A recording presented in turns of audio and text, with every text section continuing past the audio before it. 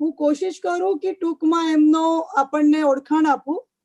લલિતભાઈ ગાંધી ઘણી બધી સંસ્થાઓમાં જોડાયેલા છે. આજે હાલ એ ઓલ ઇન્ડિયા જૈન માઇનોરિટી ફેડરેશનના પ્રેસિડેન્ટ છે, નેશનલ પ્રેસિડેન્ટ છે. તે જીતો માઇનોરિટી સેલના એક્સ નેશનલ ચેરમેન રહી ચૂક્યા છે. મહાવીર એજ્યુકેશન સોસાયટીના ફાઉન્ડર પ્રેસિડેન્ટ છે. જૈન ઇન્ટરનેશનલ ટ્રેડ ઓર્ગેનાઇઝેશન જીતોના ફાઉન્ડર ચીફ પેટ્રન એટલે એફસીપી મેમ્બર છે. ગ્લોબલ મારવાડી ચેરિટેબલ ફાઉન્ડેશનના નેશનલ પ્રેસિડેન્ટ છે. ઓલ ઇન્ડિયા મારવાડી યુવા મંચના પાસ્ટ નેશનલ પ્રેસિડેન્ટ છે.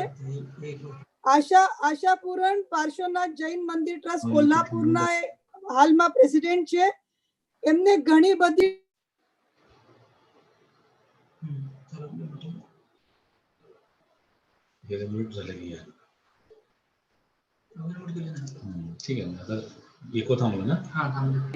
હેલો હેલો હા બોલો મિનલબેન.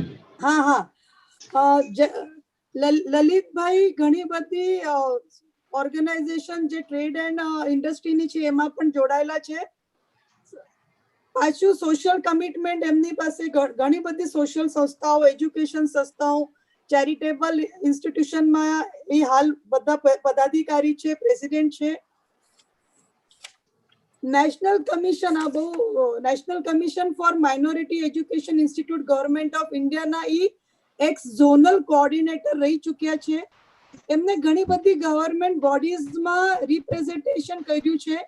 હાલ જ એમને પીએમઓ ના ડેલિગેશન જે આફ્રિકા ગયા હતા એમાં એ પાર્ટિસિપેટ કરેલું. પ્રેસિડેન્ટ ઓફ ઇન્ડિયાના ડેલિગેશન જે ઇન્ટરનેશનલ થાય છે ત્યાં એમને પાર્ટિસિપેશન કર્યા છે. ઘણી બધી ગવર્મેન્ટ ડેલિગેશન, ઇન્ટરનેશનલ ગવર્મેન્ટ ડેલિગેશનમાં એમનું પાર્ટિસિપેશન છે. લલિતભાઈને ભગવાન મહાવીર અહિંસા અવોર્ડ 2014માં આપવામાં આવેલ. જૈન સમાજ રત્ન અવોર્ડ 2015માં એમને મળેલ. સહકાર ભૂષણ નેશનલ એવોર્ડ એમને કોઓપરેટિવ મુવમેન્ટ માટે આપવામાં આવેલ. જીવન ગૌરવ પુરસ્કાર એમને એમના કન્ટ્રીબ્યુશન એજ્યુકેશનલ સેક્ટરમાં આપવામાં આવેલ. એવા અનગિનત લલિતભાઈની ઉપલબ્ધિ છે. અગર આપણે ડિટેલ કરીએ તો સમય ઓછો પડશે. અમને બહુ આનંદ છે લલિતભાઈ આપ અમારી સાથે આજે જોડાયા અને અમને માઇનોરિટી બેનિફિટ્સના તમે જાણકારી આપશો તો વધુમાં વધુ અમારા કમ્યુનિટીને એનો ફાયદો થાય. ધન્યવાદ. Thank you.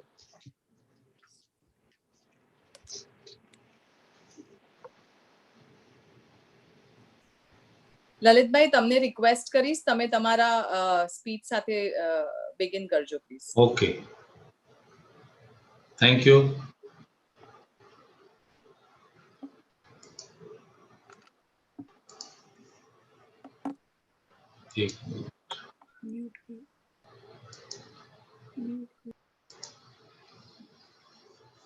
હવે આ પ્રેઝન્ટેશન ને આપને કઈ જરૂર છે? નહીં, તમને ચેન્જ કરવી હોય તો કરજો. મારી પાસે નથી આનો કંટ્રોલ પણ. ખ્યાતિ, can you stop the share screen please? Yes.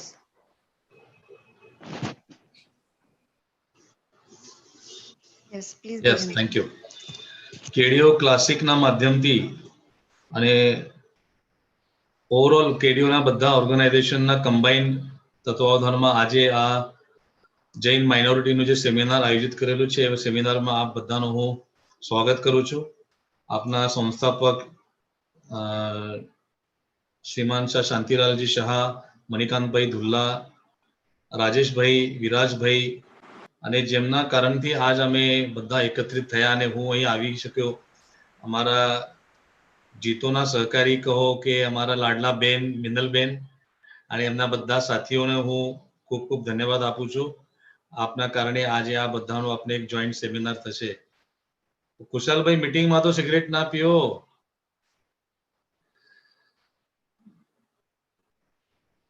કેડિયોના માધ્યમથી એટલે મને જે વધારે ડિટેલ મારી પાસે નથી પણ 25-30 વર્ષમાં આપના કેડિયો ક્લાસિકના માધ્યમથી પણ તમે જે અલગ અલગ એક્ટિવિટીઝ કરો છો સમાજના ઉત્થાન માટે, સમાજના સુરક્ષા માટે, યુથ માટે, વુમન્સ માટે, એ બધા માટે હું તમને વિશેષ ધન્યવાદ આપું છું. સમાજને સંગઠિત કરવું અને સમાજના વિકાસ માટે અલગ અલગ કામો કરવા આ એક ઘણું અઘરું કામ હોય છે. બધાને સાથે રાખીને ચાલવું આ એટલું સહેલું કામ નથી. આ બધા લોકોએ સહજતાથી આ બધા કામો કર્યું છે, એ વિશેષ ધન્યવાદને પાત્ર છે. આજના આપના મીટિંગનો મેઇન ટોપિક છે માઇનોરિટી બેનિફિટ્સ માટે. તો નોર્મલી મને આ 6 વર્ષમાં આખા ભારતમાં હું માઇનોરિટીના ઉપર અવેરનેસ સેમિનાર્સ અને પબ્લિક મીટિંગ્સ કરી લીધી છે. ગાંધીધામમાં હું ને મેનલબેન અમે સાથે હતા જીતુના એક પ્રોગ્રામમાં. લગભગ 1000 થી વધારે મેં મોટી પબ્લિક મીટિંગ કરીને 10 લાખથી વધારે લોકો સાથે ડાયરેક્ટ ઇન્ટરેક્શન કર્યું છે. કોવિડના કારણે હવે આ બધા 2-3 મહિનાથી બધું સ્ટોપ થઈ ગયું અને આ વિડીયો કોન્ફરન્સિંગનું એક માધ્યમ આપને મળ્યું બધા સાથે કનેક્ટ થવાનું. અને ભારતભરના આ 6 વર્ષના મારા એક્સપિરિયન્સમાં જ્યારે પણ મેં પહેલી વાર કોઈની સાથે વાત કરી હોય તો આપના સમાજના લોકોનો એ જ હોય કે શું મળશે મને, મારી માટે શું છે આની અંદર.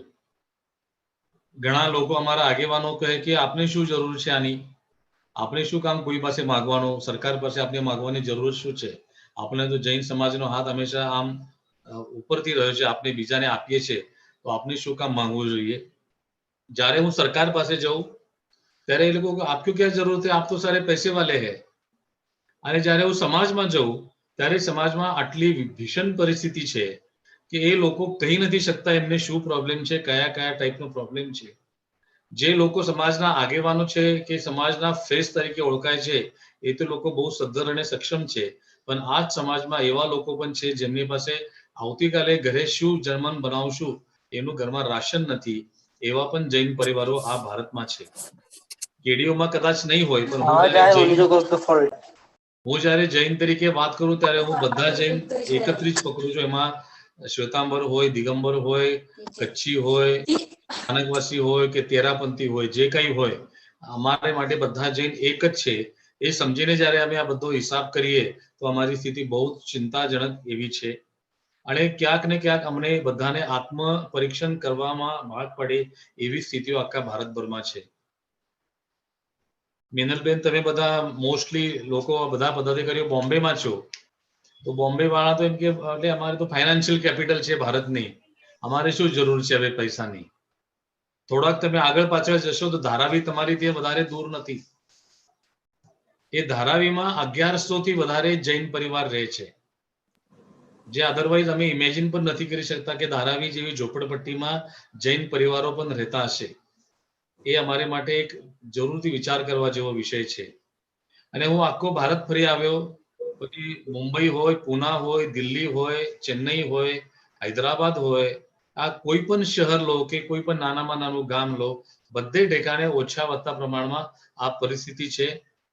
અને જ્યારે અમે આ આખા સમાજનું એક સ્ટેટસનો એક એનાલિસિસ કરવાનો પ્રયાસ કર્યો ત્યારે જે ફિગર્સ અમારી સામે આવ્યા એ બહુ ચિંતાજનક છે. નોર્મલી અમે બધા દુનિયામાં અમને જૈન સમાજને એક પૈસાવાળો સમાજ કરીને ઓળખે છે. જ્યાં બી અમે જઈએ છીએ ક્યાંક પૈસાની વાત કરીએ તો पहली रिएक्शन है कि आप तो क्या जरूर है, आप तो सारे धन्ना सेठ है, पैसे वाले हैं, हाईएस्ट टैक्स पेयर है, सबसे ज्यादा दान देने वाले हैं. अपन भी बता दे, हमें पण बताવીએ છીએ. પણ આ જૈન સમાજની જે ઇમેજ છે એ કેટલા લોકો છે એવા જૈન સમાજમાં. આ જ્યારે અમે એનાલિસિસ કરીને ચાર્ટિંગ કર્યું તો 10% અમારા સમાજમાં જે છે કોર્પોરેટ રીચ, ધ બિલિયનર્સ અમે જેને કહી શકીએ એવા હાઈલી રીચ પોપ્યુલેશન આપણા સમાજનું છે એ 10% છે.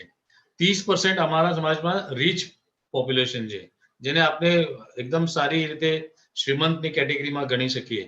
આ 40% પછી અમારી પાસે 30% એવું કેટેગરી છે જે હાયર મિડલ ક્લાસ અને લોઅર મિડલ ક્લાસ છે, જે વેલ ટુ ડુ છે, પોતે ખાઈ પીને સુખી છે, થોડી ઘણી સેવિંગ કરી લે છે, પોતાનું ઘર છે, એવો પર્સન્ટેજ આપણું 30% છે. આ 10, 30, 30 અને આ 70% ગયા પછી નીચે 30% એવું પોપ્યુલેશન છે જે બિલો પોવર્ટી લાઇનની કેટેગરીમાં આવે છે, જેની ગવર્મેન્ટની પરિભાષામાં બીપીએલ કેટેગરી કહે છે. એવું જ પોપ્યુલેશન ભારતભરમાં 30% છે. આજે ભારતમાં જૈન સમાજની પોપ્યુલેશન કેટલી, આ વિષય પર પણ એક ડિબેટ થઈ શકે એવો સબ્જેક્ટ છે. કોઈ એના માટે ક્લિયર નથી. ગવર્મેન્ટનો રેકોર્ડ કહે છે કે ભારતમાં જૈન સમાજની પોપ્યુલેશન 45 લાખ છે અને વાસ્તવિકતા ઘણી અલગ છે. એકલા મુંબઈ રિજન, હવે મુંબઈ અને ઠાણે આ બે ડિસ્ટ્રિક્ટનો આ એક રિજન પકડીને વિચાર કરીએ તો ત્યાં અમારું પોપ્યુલેશન 15 લાખ જેટલું છે જૈન સમાજનું.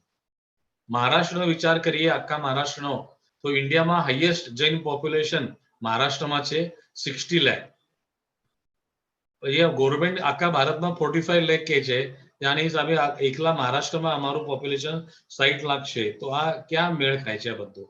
તો જ્યારે આપણા બધા જે રિસોર્सेस છે, સમાજના જે સંગઠનો કામ કરે છે, જે ડાટા અમારી પાસે છે, એનું જ્યારે અમે ટોટલ માર્યું તો અમારું પોપ્યુલેશન થાય છે ભારતમાં 2 કરોડ. 2 કરોડ જૈન ભારતમાં છે.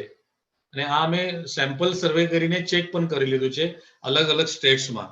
એ ગવર્મેન્ટના અને અમારા ફિગરમાં લગભગ 4 ગણો ફરક છે.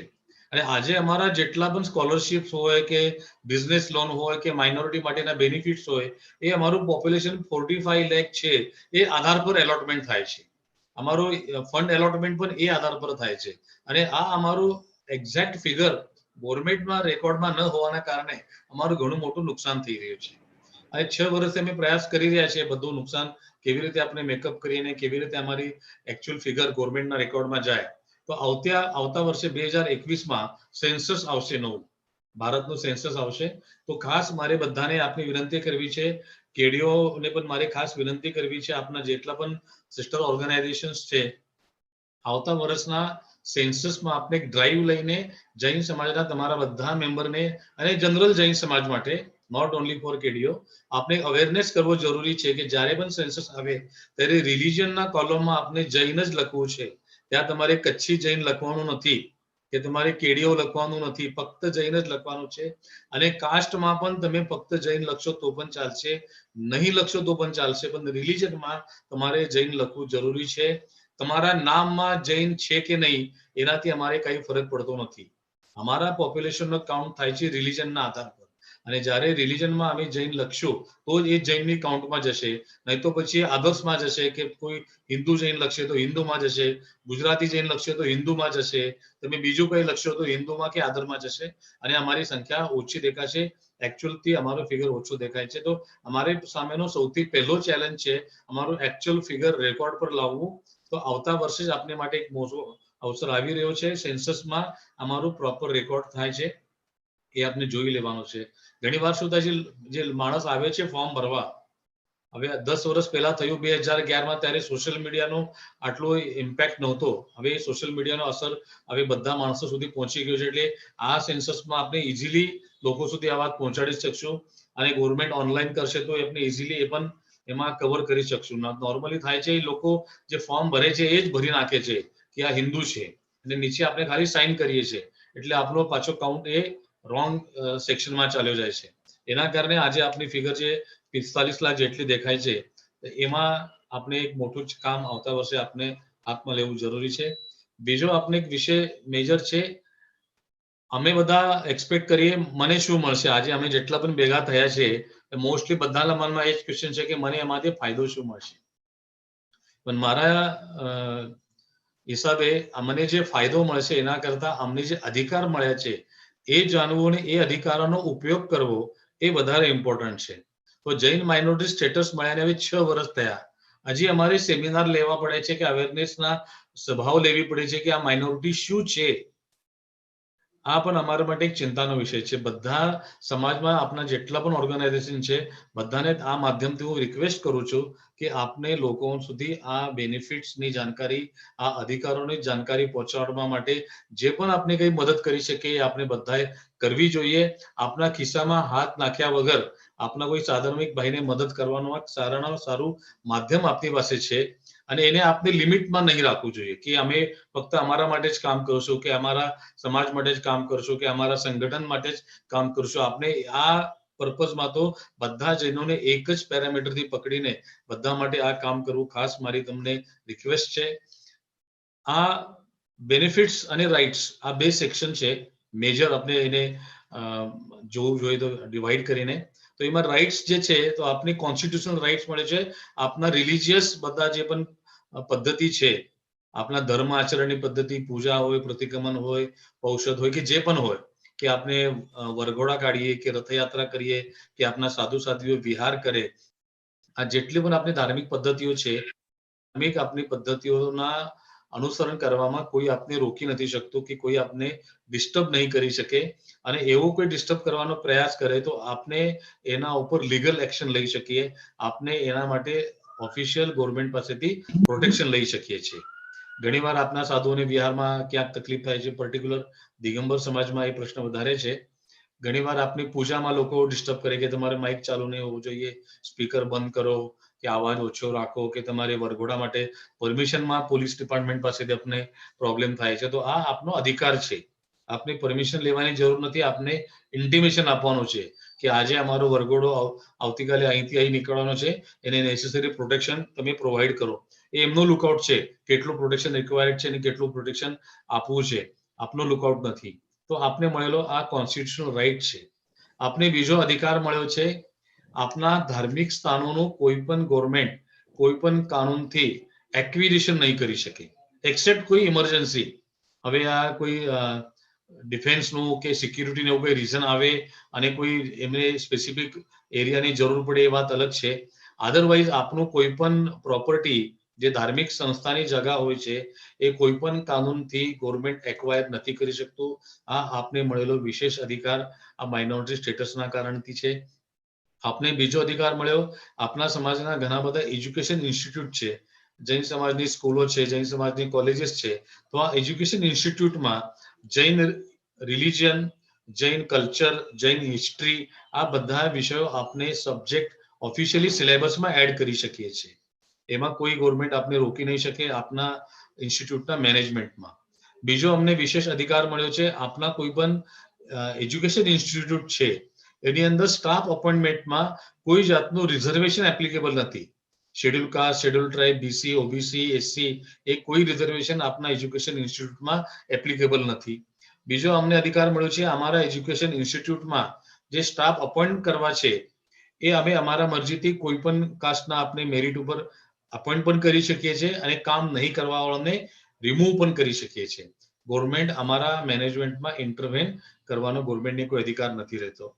બીજું, આજે ભારતમાં જે એજ્યુકેશન સિસ્ટમ છે એ પોપ્યુલેશન બેઝ છે. કેટલા પોપ્યુલેશન પર સ્કૂલ હોવી જોઈએ, કેટલા પોપ્યુલેશન પર મેડિકલ કોલેજ જોઈએ, કેટલા પોપ્યુલેશન પર એન્જિનિયરિંગ કોલેજ જોઈએ, આ બધો ગવર્મેન્ટનો માસ્ટર પ્લાન હોય છે. તે 5-5 વર્ષે રિવાઇઝ થતો હોય છે. અને આજે ભારતના ઘણા બધા સિટીઝમાં નવી સ્કૂલને પરમિશન નથી મળતા, મેડિકલ કોલેજની પરમિશન નથી મળતા, based on government existing master plan. Being a minority community, અમારે આખા ભારતમાં કોઈ પણ સ્થાને સ્કૂલ શરૂ કરવી હોય કે કોઈ પણ એજ્યુકેશન ઇન્સ્ટિટ્યૂટ શરૂ કરવું હોય તો એને પરમિશન આપવું એ ગવર્મેન્ટ ઉપર બાઇન્ડિંગ છે. ગવર્મેન્ટ અમારી પ્રપોઝલને રિજેક્ટ નથી કરી શકતી just because of existing schools કે પોપ્યુલેશન બેઝ એમનો માસ્ટર પ્લાન. એ કોઈ પ્લાન કે એ કોઈ રિસ્ટ્રિક્શન અમારા ઉપર એપ્લિકેબલ નથી બીંગ અ માઇનોરિટી કમ્યુનિટી. બીજો અમનો અધિકાર મળ્યો છે, અમારા જે એક્ઝિસ્ટિંગ ઇન્સ્ટિટ્યૂટ છે એ ઇન્સ્ટિટ્યૂટમાં right to education act applicable નથી. એટલે 25% તમને ગરીબ છોકરાઓને બનાવવા જ પડે ફ્રીમાં અને ગવર્મેન્ટ એનો અમુક % આપે ફી, એ તમને એપ્લિકેબલ નથી. એમાંથી જે ક્લાસ ડિફરન્સ થઈ જાય છે. અમારા છોકરા બનતા હોય ત્યાં તમારે ઝોપડપટ્ટીના છોકરાઓને પર એડમિશન આપવું પડે રાઇટ ટુ એજ્યુકેશન એક્ટના કારણથી. એ એક્ટ અમને એપ્લિકેબલ નથી. એટલે અમારી એ સેન્ક્ટિટી અને એ ડિગ્નિટી આપણે મેન્ટેન કરી શકીએ એની અંદર. એ લોકોને એજ્યુકેશન મળે નહીં એવી કઈ અમારી ઈચ્છા નથી. એમને મળવા માટે અલગ વ્યવસ્થા છે. આપને લોકો પણ એમના માટે ઘણી ઘણી સ્કૂલો ચલાવીએ છીએ, પણ આપને એક વિશેષાધિકાર મળેલો છે આપના ઉપર છે કે એ એક્ટ અમારી પર એપ્લિકેબલ નથી. એ અમારી મરજી ઉપર છે અમને કોને એડમિશન આપવું ને કોને એડમિશન નહીં આપવું. આ અમને મળેલો અધિકાર એક બહુ ઇમ્પોર્ટન્ટ છે અમારા રિલિજિયસ પરફોર્મન્સ માટે અને અમારા એજ્યુકેશન માટે. અમારે એજ્યુકેશન એક્ઝિસ્ટિંગ ઇન્સ્ટિટ્યૂટને એમ્પાવર માટે અને નવી એજ્યુકેશન ઇન્સ્ટિટ્યૂટ ઊભી કરવા માટે. આ અધિકારોનો પણ ઉપયોગ અમે પ્રોપરલી કરી શકીએ તો અમે ઘણા બધા પ્રોબ્લેમથી આપણે મુક્તિ મળી શકશે. દાખલા તરીકે શિખરજી તીર્થ પર ઘણા વર્ષથી પ્રોબ્લેમ ચાલતો હતો, 30-35 વર્ષથી. 2-3 વર્ષ પહેલા એ બધું સિરિયસ લેવલ પર આવી ગયું હતું.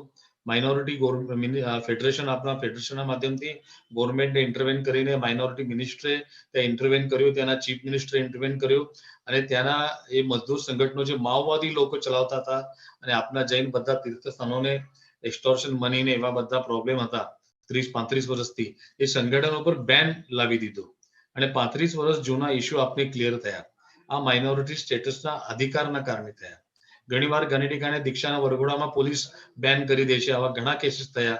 આ 6 વર્ષમાં તો જ્યાં એવા ઇશ્યુઝ આવ્યા એ ત્યાં અમે ઇન્ટરવેન કરીને એ સોલ્વ કર્યા છે અને સક્સેસફુલી આ બધા ઇશ્યુમાં આપને ફેવરેબલ ડિસિઝન મળ્યા છે. આ અમારા અધિકારો અમારે માટે ઇમ્પોર્ટન્ટ છે. આ કમ્યુનિટીમાં સોસાયટીમાં રહેતી વખતે આ બધા અધિકારો ઘણીવાર આપણે યુઝ કરવાની જરૂર પણ પડી શકે છે. એ વાતનું ખાસ આપણે ધ્યાન રાખવું છે. તો હવે પ્રશ્ન આવે છે આપના બેનિફિટ શું છે આના? તો જેટલા અધિકારો છે તો ગવર્મેન્ટને એક જનરલ પોલિસી છે કે માઇનોરિટી કમ્યુનિટીને એમ્પાવરમેન્ટ માટે અલગ અલગ રીતે ગવર્મેન્ટ યોજનાઓ બનાવે છે. તો એમાં 4-5 મેજર સેક્શન છે. એક તો એજ્યુકેશનલ એમ્પાવરમેન્ટમાં એમાં અમારે ઇન્સ્ટિટ્યુશનલ એમ્પાવરમેન્ટ અને ઇન્ડિવિજ્યુઅલ એમ્પાવરમેન્ટ આ બે પછી સબ ડિવિઝન છે. અમારા ઇન્સ્ટિટ્યુશનલ એમ્પાવરમેન્ટમાં જેટલા એક્ઝિસ્ટિંગ અમારા સ્કૂલ છે કે કોલેજીસ છે એને એમ્પાવર એટલે એને વધારવા માટે. તો એને આપણે કોઈ ફ્લોર વધારવો હોય, એક સેક્શન વધારવો હોય તો એમાં ગવર્મેન્ટ 20 લાખ રૂપિયા સુધીનું અનુદાન આપે છે. નોન રિફંડેબલ છે. આપણે કોઈ હોસ્ટેલ બાંધવું હોય સ્કૂલની સાથે કે કોલેજની સાથે તો હોસ્ટેલ માટે 50 લાખ રૂપિયાનું અનુદાન છે. કોઈ નાના આવડા ઇમ્પ્રુવમેન્ટ છે કે કમ્પ્યુટર લેબ બનાવવાની છે તો 5 લાખ રૂપિયા છે. લાઇબ્રેરી કરવી છે તો 2 લાખ રૂપિયા આપે છે. એવા ઘણા બધા સ્કીમ છે. રાઈટ ફ્રોમ 2 લાખ રૂપિયાથી લગાડીને અમારે અગર કોઈ ટેકનિકલ ઇન્સ્ટિટ્યૂટ કરવું છે, કોઈ આઈટીઆઈ કરવું છે કે એન્જિનિયરિંગ કોલેજ કરવું છે કે એવી કઈ ઇન્સ્ટિટ્યૂટ આપણે ઊભી કરવી હોય તો 3 કરોડ રૂપિયા સુધી ગવર્મેન્ટ અનુદાન આપે છે. તો 2 લાખ રૂપિયા સુધી લગાડીને 3 લાખ રૂપિયા સુધી અલગ અલગ સેક્ટર માટે અલગ અલગ સ્કીમ આ એજ્યુકેશન ઇન્સ્ટિટ્યૂટ એમ્પાવરમેન્ટ માટે છે. પછી આવે છે અમારા ઇન્ડિવિજ્યુઅલ એમ્પાવરમેન્ટ માટે. એજ્યુકેશનમાં સ્ટેન્ડર્ડ ફર્સ્ટ થી લગાડીને પીએચડી સુધીનું બધા એજ્યુકેશનમાં ગવર્મેન્ટ કંઈક ને કંઈક સ્કોલરશિપ આપે છે. તો સ્ટેન્ડર્ડ ફર્સ્ટ થી 10 એટલે પ્રી મેટ્રિક સુધીનું જે સેગમેન્ટ છે જે એકદમ બિલો પોવર્ટી લાઇન લોકો જે છે એમના માટે છે, જેમનું ઇન્કમ એકદમ જ ઓછું છે એ લોકો માટે છે પ્રી મેટ્રિક સ્કોલરશિપ, જેની અમાઉન્ટ 1000 થી 2000 જેટલી હોય છે. જેનું એન્યુઅલ ઇન્કમ 1 લાખ થી ઓછું છે એ લોકો એમાં એલિજિબલ હોય છે. મેટ્રિક અને પોસ્ટ મેટ્રિક એ 7000 થી લગાડીને 15000 રૂપિયા સુધીની સ્કોલરશિપ આવે છે. એ સ્કોલરશિપ 2 લાખ રૂપિયા એન્યુઅલ ઇન્કમ 2.5 લાખ રૂપિયા એન્યુઅલ ઇન્કમ સુધીની છે. એ પણ નીચેના ક્લાસ માટે છે. એટલે લોઅર મિડલ ક્લાસ સેગમેન્ટ આપણે કહી શકીએ જેમનું ઓફિશિયલ ઇન્કમ 2 લાખ થી 2.5 લાખ શો થતું હોય પેપર પર એ લોકો આના માટે એલિજિબલ થાય છે, જેની સ્કોલરશિપ 7000 થી 15000 આવે છે. પછી આવે છે ટેકનિકલ એજ્યુકેશન અને professional education like chartered accountant, CA, CS, MBA, MCom આ બધા એજ્યુકેશન માટે 1 વર્ષની 25000 રૂપિયા સ્કોલરશિપ આપે છે. એની એલિજિબિલિટી 6 લાખ રૂપિયા એન્યુઅલ ઇન્કમ સુધીની છે. પછી હાયર એજ્યુકેશન માટે ડોમેસ્ટિક એજ્યુકેશન અને ફોરેન એજ્યુકેશન આ બે સેગમેન્ટ છે. ડોમેસ્ટિક એજ્યુકેશન માટે લોન આપવામાં આવે છે અને ફોરેન એજ્યુકેશન માટે પણ લોન આપવામાં આવે છે. આમાં લડકી એટલે મહિલાઓ માટે ઇન્ટરેસ્ટ ફ્રી લોન હોય છે અને છોકરાઓ માટે એન્યુઅલ 3% ઇન્ટરેસ્ટ આપણે એજ્યુકેશન લોન માટે આપવું પડે છે. બાકી બધો ઇન્ટરેસ્ટ જે ગવર્મેન્ટ એમાં ઇન્ટરેસ્ટ સબવેન્શન કરે છે, ગવર્મેન્ટ એ ઇન્ટરેસ્ટની સબસિડી આપે છે. તો આ ડોમેસ્ટિક એજ્યુકેશન હાયર એજ્યુકેશન માટે 20 લાખ સુધીની લોન મળી શકે છે. મેડિકલ એજ્યુકેશન હોય કે હાઈ કોસ્ટના એન્જિનિયરિંગ એજ્યુકેશન હોય કે એવા ટાઈપનું કોઈ પણ એજ્યુકેશન માટે 20 લાખ રૂપિયા સુધીની લોન એ ગવર્મેન્ટના ફાઇનાન્સ કોર્પોરેશન થ્રુ મળે છે. બેંકોનું એજ્યુકેશન લોન જે નોર્મલ સ્કીમ હોય છે એ આપણે એપ્લિકેબલ છે ફોરેન એજ્યુકેશન માટે. તો એમાં આપણે પઢો પ્રદેશ આ માઇનોરિટી માટેની સ્કીમ છે.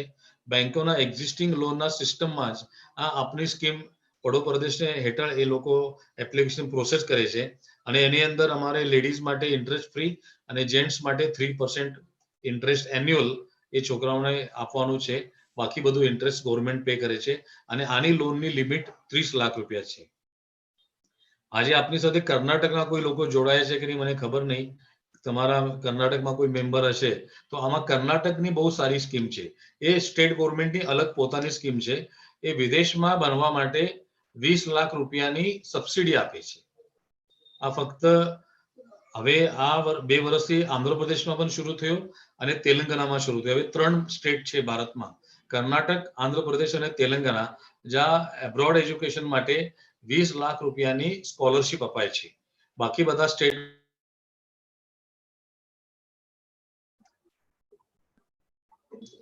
અને એનું ઇન્ટરેસ્ટ ગવર્મેન્ટ સબવેન્શન કરે છે. તો એબ્રોડ એજ્યુકેશનમાં 3 સ્ટેટનું એક અલગ છે, એટલે સ્ટેટની પોતાની સ્કીમ છે. બાકી નોર્મલી બધી આ જેટલી પણ માઇનોરિટીની સ્કીમ્સ છે આ સેન્ટ્રલ ગવર્મેન્ટની સ્કીમો છે, અને ઇમ્પ્લિમેન્ટ કરવાનું કામ જે હાયર એજ્યુકેશનમાં છે એ સ્ટેટ ગવર્મેન્ટ થ્રુ થાય છે. બાકી બધી સ્કોલરશિપ્સ એ ઓનલાઈન એપ્લિકેશન કરવાનું હોય છે. એને ગવર્મેન્ટનું પોર્ટલ છે scholarships.gov.in. આ તમારા માધ્યમથી આના પછી આની જે કોઈ સિસ્ટમ આપને બેસાડશો એ માધ્યમથી તમે આ બધા વેબસાઇટ પર બધાને સર્ક્યુલેટ કરી શકો છો. scholarships.gov.in. નોર્મલી જુલાઈ મહિનામાં આ પોર્ટલ ઓપન થાય છે. આ વર્ષે કોરોનાના કારણે કદાચ ઓગસ્ટ એન્ડ સુધી આ શરૂ થશે, અને નોર્મલ કોર્સમાં એ ઓક્ટોબર એન્ડ સુધી એની વેલિડિટી હોય છે એપ્લિકેશન કરવા માટેની.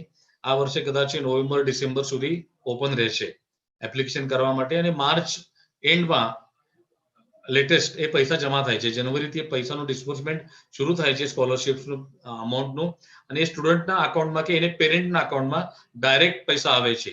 એ કોઈ સ્કૂલ પાસે જતા નથી કે ગવર્મેન્ટના કોઈ ડિપાર્ટમેન્ટ પાસે જતા નથી. આ ડીબીટી જે માધ્યમ છે ગવર્મેન્ટનું એના માધ્યમથી ડાયરેક્ટ ટ્રાન્સફર થાય છે. આની સાથે આપણે સ્કોલરશિપમાં પીએચડી, એમફિલ કે આવા રિસર્ચના એમાં કોઈ સ્ટડી કરે છે એને 1 લાખ રૂપિયાથી 2 લાખ રૂપિયા સુધીની સ્કોલરશિપ મળે છે. આ અમારા એજ્યુકેશન માટેની સ્કોલરશિપની પ્રોવિઝન્સ છે. આ બધી માઇન્યુટ ડિટેલ આપણા વેબસાઇટ પર છે www.aijmf.in. આપણા ફેડરેશનની વેબસાઇટ છે. આમાં બધી આ એક એક સ્કીમની બધી ડિટેલ આપેલી છે. ફોર્મ કેવી રીતે ભરવાનું છે, એમાં શું ડિટેલ જોઈએ છે. સિમ્પલ છે, કંઈ વધારે ટીડીએસ પ્રોસેસ નથી, અને બધું સબમિશન ઓનલાઈન હોય છે. એની કોપી, હાર્ડ કોપી એ સ્કૂલમાં સબમિટ કરવાની હોય છે, અને સ્કૂલ એ કોપી વેરિફિકેશન કરીને સ્કૂલનો રિપોર્ટ ગવર્મેન્ટને સબમિટ કરે છે, અને બંને રિપોર્ટ આવ્યા પછી ગવર્મેન્ટ એ સ્કોલરશિપ રિલીઝ કરે છે. આના રિલેટેડ કંઈ ક્વેશ્ચન હોય તો આપણે લાસ્ટ ક્વેશ્ચન આન્સરમાં લેવાનો પ્રયાસ કરશું. બીજી આપણે એમાં એજ્યુકેશન રિલેટેડ જે સ્કીમ છે એ સ્કિલ ડેવલપમેન્ટ એજ્યુકેશનની છે. ઘણીવાર આપણા યુથમાં એટલે અર્લી એજ્યુકેશન ડ્રોપ આઉટ છે કે 10th પાસ આઉટ છે ને પછી એજ્યુકેશન છોડી દીધું છે, 12th ફેલ છે યા ડ્રોપ આઉટ છે, વોટેવર જો બી એને એજ્યુકેશન છોડી દીધું છે અને એ કંઈ સ્કિલ ડેવલપમેન્ટનું ટ્રેનિંગ લેવા માંગતા છે કોઈ પણ સેક્ટરમાં, તો એમાં 100% એની કોસ્ટ સેન્ટ્રલ ગવર્મેન્ટ પે કરે છે.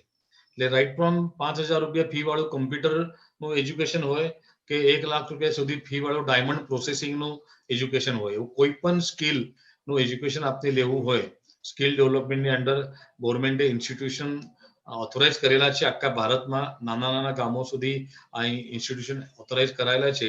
એ કોઈ પણ ઇન્સ્ટિટ્યૂટમાં આપણે એજ્યુકેશન લેવું હોય તો એ એજ્યુકેશન આપણે ફ્રી ઓફ કોસ્ટ મળશે. એની બધી કોસ્ટ ગવર્મેન્ટ પે કરશે. અમુક કોર્સ એવા છે કે એમાં ગવર્મેન્ટ ઉપરથી સ્ટાઇપેન્ડ પણ આપે છે. આ અમારે યુથ માટે છે, મહિલાઓ માટે છે. એટલે કઈ અમુક એમાં એજનું restriction 60 at the up to the age of 60 તમે આ કોચિંગ લઈ શકો છો. સ્કિલ ડેવલપમેન્ટનું અલગ અલગ કોર્सेसમાં ઘણા બધા કોર્सेस છે, એટલે એ બધી ડિટેલ કહેવાની જરૂર નથી. તમે જે નામ લો એ બધાનો કોર્સ તમને આ માર્કેટમાં અવેલેબલ છે, બધા ઇન્સ્ટિટ્યૂટમાં મળે છે. અને આ સ્કિલનું ટ્રેનિંગ લીધા પછી તમારો પોતાનો બિઝનેસ શરૂ કરવા માટે પછી ગવર્મેન્ટ એમાં બિઝનેસ લોન આપે છે. એ બિઝનેસ લોન 2 ટાઈપથી છે. એક તો વુમન એમ્પાવરમેન્ટ માટે અલગ સ્કીમ છે. મહિલાઓ માટે જે સ્કીમ્સ છે એ સેલ્ફ હેલ્પ ગ્રુપના માધ્યમથી તમે કામ કરી શકો છો, કે તમારો સખી મંડળી કે જે કંઈ તમારું નામ તમે આપતા હશો એવો મેક્સિમમ 20 મહિલા એક ગ્રુપમાં રહી શકે છે. મિનિમમ 11 મેમ્બર થાય તો એ સેલ્ફ હેલ્પ ગ્રુપની એમાં ડેફિનેશનમાં એલિજિબલ થાય છે. એનું રજીસ્ટ્રેશન લોકલ બોડીમાં થાય છે, એટલે નાના ગામ હોય તો ગ્રામ પંચાયતમાં, નગર પરિષદ, નગર પંચાયત કે મોટા સિટીમાં મહાનગરપાલિકામાં એ વોર્ડના ઓફિસમાં એનું રજીસ્ટ્રેશન થાય છે સેલ્ફ હેલ્પ ગ્રુપનું. પછી એનું બેંકમાં અકાઉન્ટ ઓપન થાય છે. કોઈ પણ બેંકમાં એ સેલ્ફ હેલ્પ ગ્રુપનું અકાઉન્ટ ઓપન થાય છે, અને અકાઉન્ટ ઓપન થયા પછી તમે લોન લેવા માટે એલિજિબલ થાવ છો. નોર્મલ કોઈ પણ સેલ્ફ હેલ્પ ગ્રુપને 15,000 રૂપિયા લોન મળે છે પર વુમન, પણ બીંગ અ માઇનોરિટી જૈન સમાજને પર વુમન 1.5 લાખ રૂપિયા જેટલો લોન મળે છે. એટલે 20 મહિલાનો એક ગ્રુપ તમે કરો તો 30 લાખ રૂપિયા જેટલો લોન તમને મળે, અને એનો ઇન્ટરેસ્ટ રેટ છે એન્યુઅલ 3%. વર્ષનો 3% ઇન્ટરેસ્ટથી તમને એક મહિલાને 1.5 લાખ રૂપિયાના હિસાબથી 20 મહિલાના એક સમૂહને 30 લાખ રૂપિયા સુધીનું લોન મળી શકે છે. આ તમે ગ્રુપમાં કામ કરો તો ઇન્ડિવિજ્યુઅલી કોઈ મહિલા બિઝનેસ કરવા માંગે તો એને 30 લાખ રૂપિયા સુધીની લોનની લિમિટ સેન્ટ્રલ ગવર્મેન્ટે સેન્કશન કરેલી છે. આ ફેડરેશને જ્યારે નઝમા હેપતુલ્લા મિનિસ્ટર હતા માઇનોરિટીના ત્યારે આ સ્કીમ સેન્કશન કરાવી લીધી છે. અનફોર્ચ્યુનેટલી ઘણા સ્ટેટમાં ઇમ્પ્લિમેન્ટ થતું નથી. સૌથી વર્સ્ટ અમારો એક્સપિરિયન્સ છે ગુજરાત રાજ્યમાં. એ રાજ્યમાં આ સ્કીમ હજી શરૂ જ નથી કરી. સેન્ટ્રલ ગવર્મેન્ટની સ્કીમ છે, સેન્ટ્રલ ગવર્મેન્ટ પૈસા આપે છે, એ જ પાર્ટીની ગવર્મેન્ટ ગુજરાત રાજ્યમાં પણ છે, પણ હજી સુધી ગુજરાત રાજ્યમાં આ સ્કીમ શરૂ થઈ નથી ઇમ્પ્લિમેન્ટ થવા. આ વર્ષે પ્રેશર વધાર્યું છે તો કે by end of next month ગુજરાતમાં પણ આ સ્કીમ શરૂ થશે. મહારાષ્ટ્રમાં સ્કીમ શરૂ છે પણ એ હવે 5 લાખ સુધી શરૂ કરી છે. આ ગવર્મેન્ટની સેન્કશન 30 લાખ સુધીનું છે. કર્ણાટકમાં 30 લાખ સુધી મળે છે, રાજસ્થાનમાં 30 લાખ સુધી મળે છે, તમિલનાડુમાં 30 લાખ સુધીમાં મળે છે. આંધ્રપ્રદેશ તેલંગાણામાં હવે શરૂ થયું છે. હવે 10 લાખના પ્રપોઝલ હમણાં એ લોકો એક્સેપ્ટ કરે છે. ધીરે ધીરે એ લિમિટ વધારશે. પણ ઓરિજિનલ જે સ્કીમ એપ્રુવલ છે એ 30 લાખ રૂપિયા સુધીનું લોન કોઈ પણ નવા બિઝનેસ શરૂ કરવા માટે તમને મળી શકે છે. એનો એન્યુઅલ ઇન્ટરેસ્ટ મહિલાઓ માટે 6% છે અને પુરુષો માટે 8% છે. આ પણ ઇન્ટરેસ્ટ રેટ જે છે 4 વર્ષ પહેલાના છે. હવે બધા ઇન્ટરેસ્ટ સેગમેન્ટમાં રેટ ઓછા થઈ રહ્યા છે તો એકાદ મહિનાના તો લગભગ આ મહિલાઓ માટે 3% અને જેન્ટ્સ માટે 5% સુધી આ રેટ ઓછા થવાની સંભાવના છે. હજી ડિસિઝન થયો નથી. રાઈટ નાઉ 6% અને 8% ઇન્ટરેસ્ટ એને એપ્લિકેબલ છે. અને આ કોઈ પણ બિઝનેસ માટે તમને મળી શકે છે. 90% સેન્ટ્રલ ગવર્મેન્ટ આપે છે, 5% સ્ટેટ ગવર્મેન્ટ આપે છે અને 5% જે બેનિફિશિયરી છે એને પોતાનું કોન્ટ્રીબ્યુશન એમાં ભરવાનું હોય છે એ બિઝનેસ માટેનું. એના માટે ફક્ત આપણે ચાર્ટર્ડ એકાઉન્ટન્ટ પાસે પ્રોજેક્ટ રિપોર્ટ બનાવવાનો હોય છે, ફિઝિબિલિટી રિપોર્ટ હોય છે. એને કંઈ પ્રોપર્ટી મોર્ગેજ આપવાની જરૂર હોતી નથી. નોર્મલ કોઈ પણ 2 ગેરેન્ટર તમે આપી શકો છો એની અંદર અને 2 ગેરેન્ટરના બેઝ પર પ્રોજેક્ટના આધારે તમને લોન આપી શકે છે 30 લાખ રૂપિયા સુધી. બિઝનેસ લોન મળ્યા પછી એ મહિલાઓ માટે હજી એમાં એક સ્કીમ છે એ સેલ્ફ હેલ્પ ગ્રુપના માધ્યમથી કે ઇન્ડિવિજ્યુઅલી કોઈ પણ મહિલા કોઈ પણ પ્રોડક્ટ બનાવે કે કોઈ બિઝનેસ શરૂ કરે તો એને માર્કેટિંગનો સપોર્ટ પણ ગવર્મેન્ટ આપે છે. તમે જે કંઈ પ્રોડક્ટ બનાવી હોય, પછી ફૂડ આઇટમ હોય કે ફેશન ડિઝાઇનિંગના કોઈ આઇટમ હોય, જ્વેલરીના આઇટમ હોય, વોટેવર ઇટ મે બી, હેન્ડીક્રાફ્ટના આઇટમ હોય, તમે પ્રોડક્ટ પ્રોડ્યુસ કરતા હો કે તમે માર્કેટિંગ કરતા હો તો એના માર્કેટિંગ માટે જે એક્ઝિબિશન્સ હોય છે એ એક્ઝિબિશનમાં પાર્ટિસિપેશન કરવા માટે સ્ટોલનું રેન્ટ ગવર્મેન્ટ આપે છે અને એ એક્ઝિબિશન જે ઠેકાણે હોય છે એ ઠેકાણે જવા આવવાનો રેન્ટ એટલે ભાડું, લોજિસ્ટિકની કોસ્ટ ગવર્મેન્ટ આપે છે. પ્લસ એ પાર્ટિસિપેશન એક્ઝિબિશન જેટલા દિવસનું હોય છે એટલા દિવસ માટે કંઈક ને કંઈક સ્ટાઇપેન્ડ પણ ગવર્મેન્ટ આપે છે. અને 2 વર્ષથી માઇનોરિટી મિનિસ્ટ્રી ભારત સરકારની જે છે એમને એક નવી યોજના ચાલુ કરી છે, હુનર હાટ. હુનર હાટ એટલે આ એક્ઝિબિશનનું નામ આવે છે અને પહેલા વર્ષે બધા મેટ્રો સિટીઝમાં કર્યું. 4 મેટ્રો સિટીઝમાં બોમ્બે, દિલ્હી, મદ્રાસ અને કલકત્તા અને બધા હાઈલી પ્રોફેશનલ એક્ઝિબિશન હોય છે. બહુ મોટા પાયા પર એનું બ્રાન્ડિંગ થાય છે અને એમાં સ્ટોલ આપને ફ્રી મળે છે. માઇનોરિટી કમ્યુનિટીના મહિલાઓને સ્ટોલ ફ્રી મળે. પ્લસ 2 મહિલા એક સ્ટોલમાં અલાઉ કરે એ લોકો અને દરેક મહિલાને 2000 રૂપિયા સ્ટાઇપેન્ડ આપે એક દિવસના ખર્ચા માટે. જે ગામથી એક્ઝિબિશનના ગામ સુધી મહિલા જાય એના આવવા જવાનો ખર્ચો પણ ગવર્મેન્ટ આપે. અને હવે આ વર્ષે ડિસિઝન લીધું છે ટિયર 2 અને ટિયર 3 સિટીમાં એ હુનર હાટના એક્ઝિબિશન ઓર્ગેનાઇઝ થશે. એટલે નાસિક, ઔરંગાબાદ, જલગાંવ, કોલ્હાપુર, પૂના આવા ટિયર 2, ટિયર 3 સિટીમાં પણ હવે એક્ઝિબિશન આ વર્ષે થવાના છે. હવે ઓગસ્ટમાં થાય છે કે થોડું લેટ થશે આ વર્ષે, કદાચ તો પોસ્ટ દિવાળી થશે. ગયા વર્ષે મરીન લાઈન પર હતું એક્ઝિબિશન હુનર હાટ અને 3 દિવસ એને એક્ઝિબિશનમાં મેં કોલ્હાપુરની 2 બહેનોને સ્ટોલ અપાવ્યા હતા. એકનો બિઝનેસ લગભગ 20 લાખ જેટલો થયો 3 દિવસમાં અને બીજી બહેનનો બિઝનેસ 28 લાખ રૂપિયા થયો 3 દિવસમાં. એ બધું હાઈલી બ્રાન્ડેડ ઇવેન્ટ હોય છે અને આપના માટે બધો ફ્રી હોય છે. એટલે એક સારી એક પ્રોવિઝન કરેલી છે ગવર્મેન્ટ. તમે એજ્યુકેશન લો, એનું સ્કિલ ડેવલપમેન્ટનું ટ્રેનિંગ લો, એનો પૈસા ગવર્મેન્ટ આપશે. તમે એ પ્રોજેક્ટ શરૂ કરવા માટે ગવર્મેન્ટ તમને ફંડિંગ કરશે અને તમે બનાવેલા પ્રોડક્ટ માર્કેટિંગ માટે ગવર્મેન્ટ તમને અલગ અલગ રીતે સપોર્ટ કરશે. એટલે સ્ટાર્ટ ટુ એન્ડ આ બધું સિસ્ટમ બનાવવાનો ગવર્મેન્ટે પ્રયાસ કર્યો છે. હવે આપને ઇનિશિયેટ લઈને એ બધી મહિલાઓને આની ઇન્ફોર્મેશન આપવી, એને બધે તૈયાર કરવા, એમને પ્રોજેક્ટ બધા રિપોર્ટ બનાવવા, આ એક સિસ્ટમ બનાવવાની જરૂર છે આપને. આ બેનિફિટ અમારા ઇન્ડિવિજ્યુઅલ એમ્પાવર માટે છે. હવે અમારે બીજા બેનિફિટ્સ જે છે એ કમ્યુનિટી ડેવલપમેન્ટ માટે છે. આ વ્યક્તિગત બેનિફિટના ફાયદા છે. પછી અમારા સમાજના સાર્વજનિક ઉપયોગ માટેની વ્યવસ્થા નિર્માણ કરવા માટે પણ ગવર્મેન્ટ ફંડિંગ કરે છે. આપને સમાજનું કોઈ ભવન બનાવવાનું હોય, ઉપાશ્રય કહીએ આપને કે ભવન કહો કે જે કંઈ નામ આપને આપો, ગવર્મેન્ટ એને અલગ અલગ નામથી સ્કીમ કરે છે. તો એના માટે સેન્ટ્રલ ગવર્મેન્ટ 75 લાખ રૂપિયા સુધી અનુદાન આપે છે. એક સ્થાને એક ગામમાં ભવન બનાવવા માટે 75 લાખ રૂપિયાનું અનુદાન આ ભારત સરકાર આપે છે. આ સેન્ટ્રલ ગવર્મેન્ટની સ્કીમ ગયા વર્ષથી શરૂ થઈ છે. એના પહેલા કર્ણાટક ગવર્મેન્ટની સ્કીમ હતી, સ્ટેટની પોતાની. 2 વર્ષ પહેલા અમે બંગાળમાં શરૂ કરાવી, એ જ કર્ણાટક ગવર્મેન્ટની સેમ સ્કીમ.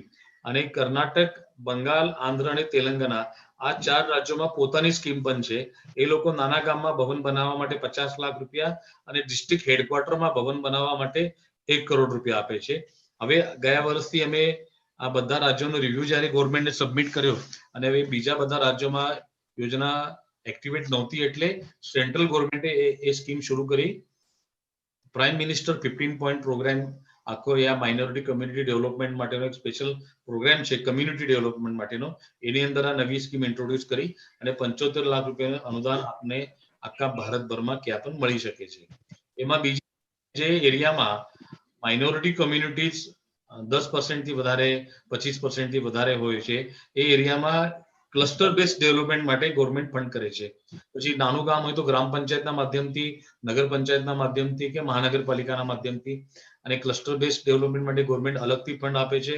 આપણી સમાજની કોલોનીઝ હોય કે એક એરિયામાં આપણો સમાજ વધારે સંખ્યામાં રહેતો હોય તો એ એરિયા રોડ કરવા માટે, એ એરિયામાં સ્ટ્રીટ લાઇટ લગાવવા માટે કે એ એરિયામાં આપણા માટે હોસ્પિટલ બનાવવા માટે, સ્કૂલ બનાવવા માટે કે સમાજ ભવન બનાવવા માટે એ અલગથી ફંડિંગ એ પ્રાઇમ મિનિસ્ટર 15 પોઈન્ટ પ્રોગ્રામની અંદર કમ્યુનિટી ડેવલપમેન્ટ માટે છે. તો આપને એક તો થયા અમારા અધિકાર, અમારા ધાર્મિક પરંપરાઓ માટે, અમારા એજ્યુકેશન માટે, અમારા એજ્યુકેશન ઇન્સ્ટિટ્યૂટ શરૂ કરવા માટે. પછી થયા અમારા બેનિફિટ્સમાં એજ્યુકેશનના બેનિફિટ અને બિઝનેસના બેનિફિટ, ઇન્ડિવિજ્યુઅલ બેનિફિટ અને ઇન્સ્ટિટ્યુશનલ બેનિફિટ. અમારા એજ્યુકેશન ઇન્સ્ટિટ્યૂટ એમ્પાવર કરવા માટે, એનું ઇન્ફ્રાસ્ટ્રક્ચર ડેવલપ કરવા માટે, અમારા વ્યક્તિગત એજ્યુકેશન લેવા માટે, અમારા બિઝનેસ શરૂ કરવા માટે. પછી છે કમ્યુનિટી ડેવલપમેન્ટ માટેની સ્કીમો, એ અમારા સમાજની આવશ્યક જે કઈ વ્યવસ્થાઓ છે એ વ્યવસ્થાઓના નિર્માણ માટે. પછી છે અમારા રિલિજિયસ એમ્પાવરમેન્ટ માટે. નોર્મલી ગવર્મેન્ટ કોઈ પણ ધાર્મિક ગતિવિધિ માટે પૈસા નથી આપતી. જ્યારે આ બધા માઇનોરિટી સ્ટેટસ મળ્યા પછી ગવર્મેન્ટ સાથે અમારું ઇન્ટરેક્શન શરૂ થયું 6 વર્ષ પહેલા. તો પહેલા 1 વર્ષ પછી અમે રિવ્યુ મીટિંગ લીધી. ત્યારે નઝમા હેપતુલ્લા કેબિનેટ મિનિસ્ટર હતા, એમને કીધું કે અમે બધા માઇનોરિટી માટેની કોમન સ્કીમો છે, એનું બજેટ હવે આ ગયા વર્ષનું બજેટ છે 5,000 કરોડ. એ વખતે લગભગ 3,500 કરોડ હતું. તો કોમન સ્કીમ્સની સાથે સાથે દરેક માઇનોરિટી કમ્યુનિટી માટે એમને અલગ અલગ સ્કીમ બનાવી લેતી. જેમ કે મુસ્લિમ માટે મદરસા ડેવલપમેન્ટની હતી, પારસી કમ્યુનિટી માટે જીઓ પારસી હતી, એટલે તો સોનાથી હતું, ક્રિશ્ચિયન લોકો માટે અલગ સ્કીમ હતી. તો અમને પૂછ્યું હતું કે જૈન સમાજ માટે એવી કઈ તમને સ્પેશિયલાઇઝ રિક્વાયરમેન્ટ છે કે સ્પેશિયલી જૈન સમાજ માટે અમારે કરવી જોઈએ. તો એ વખતે અમને 2015માં એમને 4 પ્રપોઝલ આપ્યા હતા. એમાં પહેલું પ્રપોઝલ હતું અમારી જેટલી પણ ધાર્મિક પાઠશાળાઓ સંચાલિત થાય છે ભારતભરમાં, એ અધ્યાપકોની સેલરી એ ગવર્મેન્ટ આપે. એ ઘણા નાના નાના ગામોમાં ઓછી સેલરી હોય છે તો સારા અધ્યાપકો આવતા નથી કે પાઠશાળા પછી બંધ થઈ જાય છે. મોટા શહેરોમાં તો રન થઈ જાય છે, બટ નાના શહેરોમાં ઘણા પ્રોબ્લેમ છે. તો એ અમે એમને પ્રપોઝલ આપેલું કે અમારા અધ્યાપકોની સેલરી તમે આપવી જોઈએ. તો એ તો એમને એ વખતે રિજેક્ટ કર્યું કે અમે કોઈ પણ રિલિજિયસ એક્ટિવિટીમાંથી પૈસા નથી આપતા. મેં જયારે એમને કહ્યું કે તમે મદરસા માટે પૈસા કેવી રીતે આપો છો, તો એમને કીધું અમે મદરસામાં ધાર્મિક શિક્ષણ માટે નથી આપતા, અમે મદરસામાં વ્યવહારિક શિક્ષણ માટે આપીએ છીએ. મદરસામાં છોકરાઓને કે મહિલાઓને કમ્પ્યુટરના એજ્યુકેશન માટે, મદરસામાં ઇંગ્લિશ લેંગ્વેજના એજ્યુકેશન માટે અમે પૈસા આપીએ છીએ. તો એ વિશે આપણો એ વખતે 2015માં રિજેક્ટ થયો. તો બીજો અમે પ્રપોઝલ મૂક્યું હતું અમારા સાધુ સાધ્વીઓના વિહારની અંદરની વ્યવસ્થા માટે. ભારતમાં અમારા મહારાષ્ટ્ર, ગુજરાત કે રાજસ્થાનના 2-3 સ્ટેટ અગર અમે છોડીએ તો ઘણા બધા સ્ટેટ્સ એવા છે, ઇવન મહારાષ્ટ્રમાં પણ ઘણા બધા પ્લેસીસ એવા છે કે ઘણા બધા લોંગ ડિસ્ટન્સમાં કોઈ વ્યવસ્થા નથી હોતી. ત્યાં કોઈ રહેવાવાળા ઘર નથી કે અમારો સમાજ નથી, તો ત્યાં કોઈ વિહારધામ નથી. એટલે બધા સ્કૂલોમાં જવું પડે કે પછી પ્રાઇવેટ કોઈના ઘરમાં જઈને રોકાવું પડે છે. તો એક 15-20 કિલોમીટરના અંતરમાં એક વિહારધામ બનાવવા માટે ગવર્મેન્ટ ફંડિંગ કરે, એની માટે લેન્ડ એલોટ કરે. તો એ હજી ગવર્મેન્ટે રિજેક્ટ નથી કર્યું, પણ એપ્રુવ પણ નથી થઈ સ્કીમ, એ પેન્ડિંગ પ્રપોઝલ છે. ત્રીજું પ્રપોઝલ અમે એમને આપ્યું હતું કે અમારા જેટલા પ્રાચીન મંદિરો છે, ઘણા બધા નાના નાના સ્થાનો ગુજરાત, રાજસ્થાન, મધ્યપ્રદેશ, કર્ણાટક આ રાજ્યોમાં છે, હવે જે મંદિરો આપણા ડિમોલિશ થઈ રહ્યા છે, ત્યાં સંભાળવા વાળું કોઈ નથી, ત્યાં રહેવા વાળું કોઈ નથી, પણ અમારું હેરિટેજ છે. નાના નાના ગામોમાં એ હેરિટેજ કોણ પ્રિઝર્વ કરશે? એ મંદિરોનો જીર્ણોદ્ધાર કરવા માટે પૈસા ખર્ચ કરવાની વ્યવસ્થા નથી. તો આવા મંદિરોના જીર્ણોદ્ધાર માટે ગવર્મેન્ટ પૈસા આપે, એવું એક પ્રપોઝલ અમે એમને આપેલું હતું. બીજું પ્રપોઝલ અમે આપ્યું હતું જેટલા અમારા પ્રાચીન ગ્રંથો છે, આ ઘણા બધા ગ્રંથો, આમ તો ઘણા બધા ગ્રંથો બ્રિટિશોએ નષ્ટ કર્યા, મુઘલોએ નષ્ટ કર્યા, પણ એના પછી પણ જેટલા ગ્રંથો બચ્યા છે એ પણ હવે નષ્ટ થઈ રહ્યા છે ડ્યુ ટુ પ્રોપર પ્રિઝર્વેશન ન હોવાના કારણે. પણ પ્રોસેસ ઘણી કોસ્ટલી છે. તો અમે ગવર્મેન્ટને એ પ્રપોઝલ મૂક્યો હતો કે પ્રિઝર્વેશન માટેની સિસ્ટમ ઊભી કરવા માટેનો પૈસો ગવર્મેન્ટ આપે, પ્લસ એ અમારા બધા પ્રાચીન ગ્રંથો રીરાઇટ કરવા માટેના ફંડ ગવર્મેન્ટ કરે. ફોર્ચ્યુનેટલી નઝમા હેપતુલ્લાએ અમારું એ પ્રપોઝલ બંને એક્સેપ્ટ કર્યા. અમારા પ્રાચીન મંદિરોના જીર્ણોદ્ધાર માટે 100% ફંડ સેન્ટ્રલ ગવર્મેન્ટ કરશે. અમારા પ્રાચીન ગ્રંથોના પ્રિઝર્વેશન અને રીરાઇટ કરવા માટે આ બંને માટે 100% ફંડિંગ ગવર્મેન્ટ કરશે. અમારી ધરોહર આ નામથી ગવર્મેન્ટે સ્કીમ બહાર પાડી. એ મિટિંગમાં એ લોકો અમને કમિટ કરેલું. મે 29 મે 2015 મીટિંગ થઈ હતી અમારી, અને જૂન એન્ડ 2015 જૂનમાં એ સ્કીમ ગવર્મેન્ટે બધા ઓર્ડર સાથે રિલીઝ કરી, લોન્ચ કરી. એના માટે માઇનોરિટી મિનિસ્ટ્રી અને કલ્ચર મિનિસ્ટ્રી, આ બે મિનિસ્ટ્રી કમ્બાઈન કરીને આ સ્કીમ એમને ડિઝાઇન કરી છે. અને આપને જે ડિમાન્ડ બંને એ લોકોએ માન્ય કરી, પ્લસ બે ચીજ એમાં એડિશન કરી. એક તો કોઈ પણ આપણા આ ધાર્મિક ઇતિહાસ છે આપનો, જે ભગવાન મહાવીરના 27 જન્મ હોય કે પાર્ષદ ભગવાનના 10 જન્મ, કે એવા કોઈ પણ આપણા વિષય જે અમારું કલ્ચર છે જૈન ધર્મનું, એનું કોઈ મ્યુઝિયમ આપણે બનાવીએ તો એ મ્યુઝિયમ બનાવવા માટે ગવર્મેન્ટ 100% ફંડિંગ કરશે. પ્લસ એવું કોઈ મોબાઈલ આપણે એક્ઝિબિશન ટાઈપ કરીએ એનો જૈન ઇતિહાસનો કે જૈન ધર્મની પરંપરાઓનો, તો એ મોડ્યુલ બનાવવા માટે પ્લસ એના એક્ઝિબિશન માટે, ફરવા માટે બધા અલગ અલગ ઠેકાણે એવું એક્ઝિબિશન ઓર્ગેનાઇઝ કરવા માટે એનું પણ ફંડિંગ ગવર્મેન્ટ કરશે. એનો પર એક્ઝિબિશન અમાઉન્ટ ફિક્સ કરેલી છે એમને. તો એક એમને એડિશનલ એમના તરફથી આપ્યું. બીજું એડિશનલ એમના તરફથી આપ્યું કે આ વિષય પર એટલે જૈન ઇતિહાસ, જૈન સંસ્કૃતિ, આના ઉપર કોઈ રિસર્ચ કરવા માંગતો હોય જૈન સમાજના સ્ટુડન્ટ્સ, તો એ રિસર્ચ માટે 2 લાખ રૂપિયાની સ્કોલરશિપ આપશે એક સ્ટુડન્ટને. આ બે સ્કીમ એ લોકો એમની તરફથી એડ કરી એની અંદર, અમારી ધરોહર સ્કીમની અંદર. અને આ આપના રિલિજિયસ એમ્પાવરમેન્ટ માટે ભારત સરકારે એ સ્પેશિયલ સ્કીમ 4 વર્ષ પહેલા લોન્ચ કરી છે. અનફોર્ચ્યુનેટલી ગયા વર્ષે ફર્સ્ટ 2 એપ્લિકેશન અમારા એની અંદર ગયા છે. 3 વર્ષ સુધી એક પણ એપ્લિકેશન અમારું એની અંદર ગયું જ નહોતું. ગવર્મેન્ટ કે છે હવે અમને કે દરરોજ 3-4 महीने फोन आवे कि आप बातें बड़ी बड़ी करते हैं, ये स्कीम चाहिए, वो स्कीम चाहिए, लेकिन आपकी एप्लीकेशन आती नहीं. કારણ કે આપણા સમાજમાં એનો અવેરનેસ જ નથી. હવે અમારે આ બધી અવેરનેસ માટે સોશિયલ મીડિયાના બધા પ્લેટફોર્મ પર અમે પ્રેઝન્ટ છીએ. જૈન માઇનોરિટી ફેડરેશન આ નામથી તમે સર્ચ કરો તો અમારો ટ્વિટર એકાઉન્ટ છે, ઇન્સ્ટાગ્રામ છે, ફેસબુકનું ગ્રુપ છે. આ ફેસબુક ગ્રુપમાં પણ બધી અપડેટ, ગવર્મેન્ટની નવી નવી સ્કીમો આવતી હોય છે, એના સ્ટાર્ટના ડેટ હોય છે, એપ્લિકેશન માટેના કોઈ ડેટ હોય છે, ટાઈમ બોન્ડ સ્કીમ આવતી હોય છે કે આ વર્ષ માટે આ સ્કીમ છે તો એનું એપ્લિકેશન કયા મહિનામાં હોય છે, ક્યાં સુધી એપ્લિકેશન કરવાના હોય છે. આ કરંટ અપડેટ્સ બધા સોશિયલ મીડિયાના માધ્યમથી તમને મળી શકે છે. આ બધી સ્કીમના અમારા વિડીયો યુટ્યુબ ચેનલ પર છે. જૈન માઇનોરિટી ફેડરેશનનો યુટ્યુબ ચેનલ આ તમે બધાને સબસ્ક્રાઇબ કરવાનું કહેજો, તો એટલે એમાં નવા નવા વિડીયો એડ થતા હોય છે. હમણાં પણ આજે આપનું વેબિનાર આ યુટ્યુબ પર લાઈવ ચાલુ છે. ઘણા બધા લોકો લાઈવ જોઈ રહ્યા છે હમણાં આ વેબિનાર. તો આ યુટ્યુબમાં બધા વિડીયો તમને જોવા મળશે અલગ અલગ સબ્જેક્ટના. તો એ યુટ્યુબ, ફેસબુક, ટ્વિટર, ઇન્સ્ટાગ્રામ આ બધા સોશિયલ મીડિયામાં જૈન માઇનોરિટી ફેડરેશન તમે સર્ચ કરશો તમને પ્રેઝન્ટ મળશે. બધી સ્કીમ્સની ડિટેલ એની અંદર આપેલી છે. કેમ કે 1 ઘંટાના 1 કલાકના સેમિનારમાં આપની બધી વાતે ઇલોબરેટલી નથી કહી શકતા, પણ આ બધા વેબસાઇટ પર અને આ બધા માધ્યમમાં તમને આ કરંટ અપડેટ્સ મળતા રહે છે. એટલે આ બધા સોશિયલ મીડિયામાં પણ તમે બધા કનેક્ટ થઈ જાઓ એવી મારી ખાસ તમને રિક્વેસ્ટ છે. ને આ બધામાં સૌથી મેજર પ્રોબ્લેમ જૈન કમ્યુનિટી માટે છે એ પેપર વર્કનો. સ્કીમની જાણકારી હવે આ અવેરનેસના માધ્યમથી કે અલગ અલગ માધ્યમથી અમને મળી જાય છે, પણ એપ્લાય ક્યાં કરવું, કેવી રીતે કરવું, પેપર ક્યાં જોડવા, અને 1, 2, ત્રીજું પેપર માંગવાનું શરૂ થયું તો આપણે થાકી દઈએ છીએ કે હવે કોણ ભેગા કરશે પેપર, કોણ અમારું પ્રપોઝલ બનાવશે, એટલે છોડી દઈએ છીએ અને આપના લોકો એનાથી વંચિત રહી જાય છે. આપણે સમાજની અંદરની સારી વ્યવસ્થા છે ઘણા ઠેકાણે આ બધી મદદ કરવા માટેની, પણ એ સફિશિયન્ટ નથી. અને ગવર્મેન્ટ આપની પાસે આપની માટે કોઈ ફંડ રાખતું હોય તો આપને ફંડ એ જરૂર લેવા જોઈએ. અને સમાજમાં જે લોકોને આ બધી યોજનાઓની આવા બધા સપોર્ટની જરૂર છે એ લોકો સુધી આ માહિતી પહોંચાડવી અને એમને આ બેનિફિટ મળે એવી વ્યવસ્થા નિર્માણ કરવી એ અમારે માટેનો સૌથી મોટો ચેલેન્જ છે.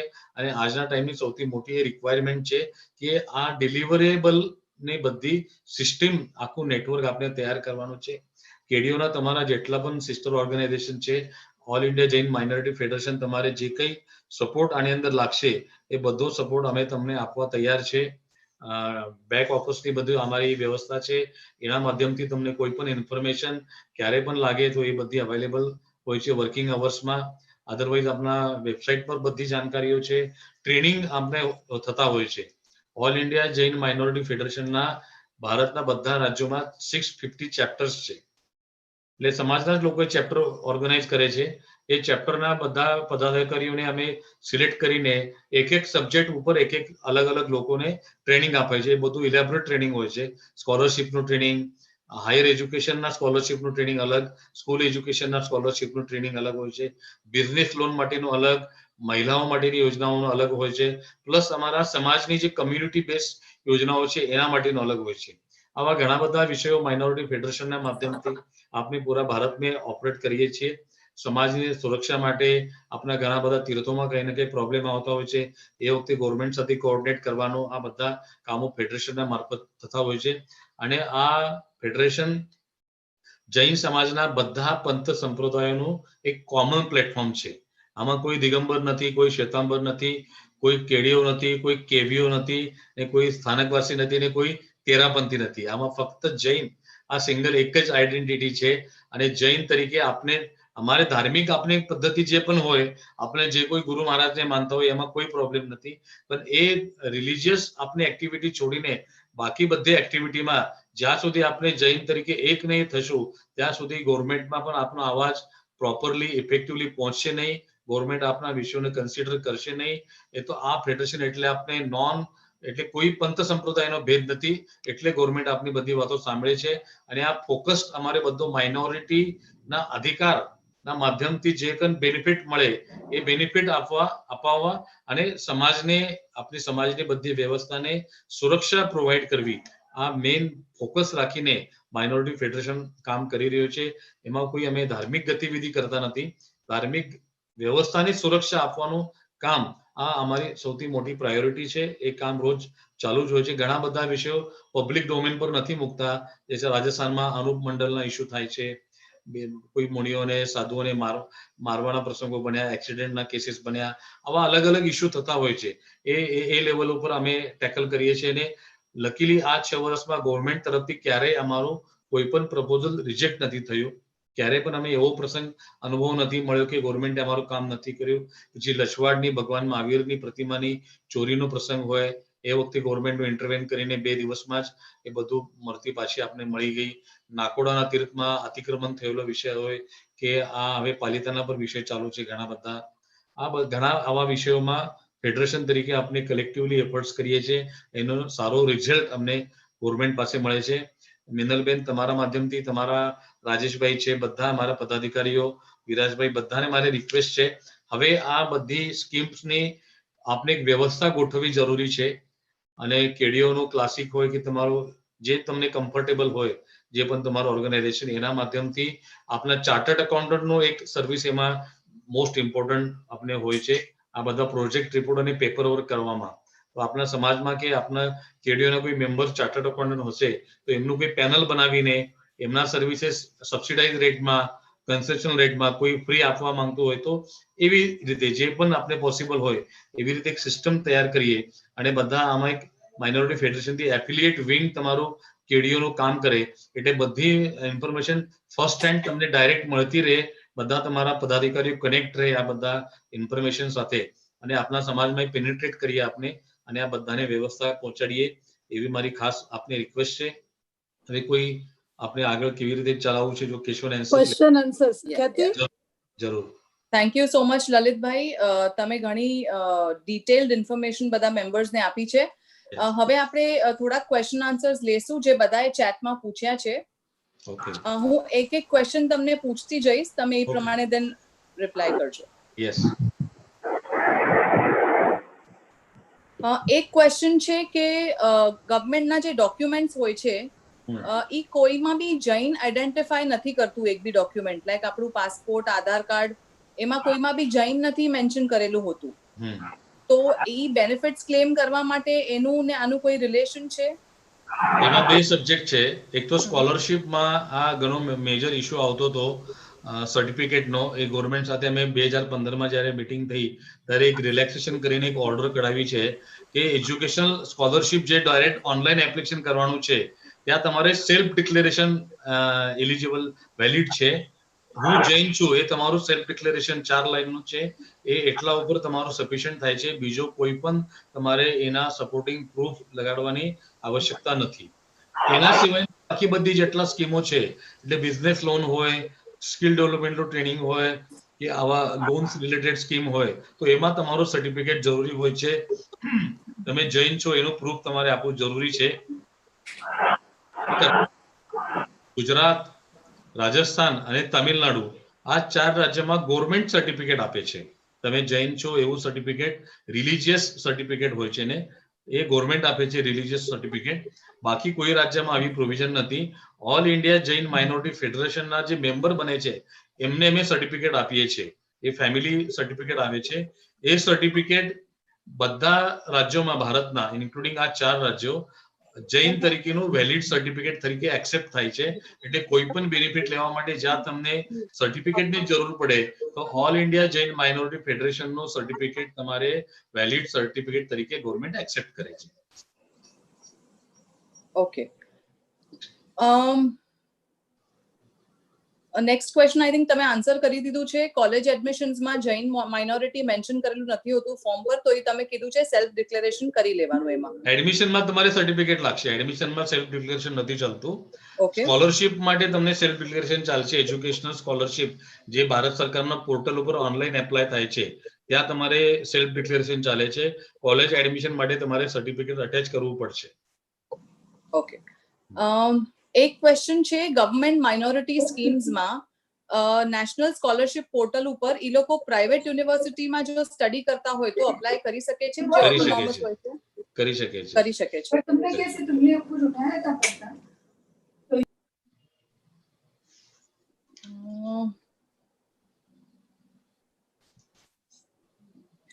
ઘણા બધા બીજા ક્વેશ્ચન્સ છે જે હું મેમ્બર્સને રિક્વેસ્ટ કરીશ કે તમે તમારા ક્વેશ્ચન્સ kadioclassicyouth@gmail.com આ આઈડી પર તમે ક્વેશ્ચન્સ મોકલી શકશો.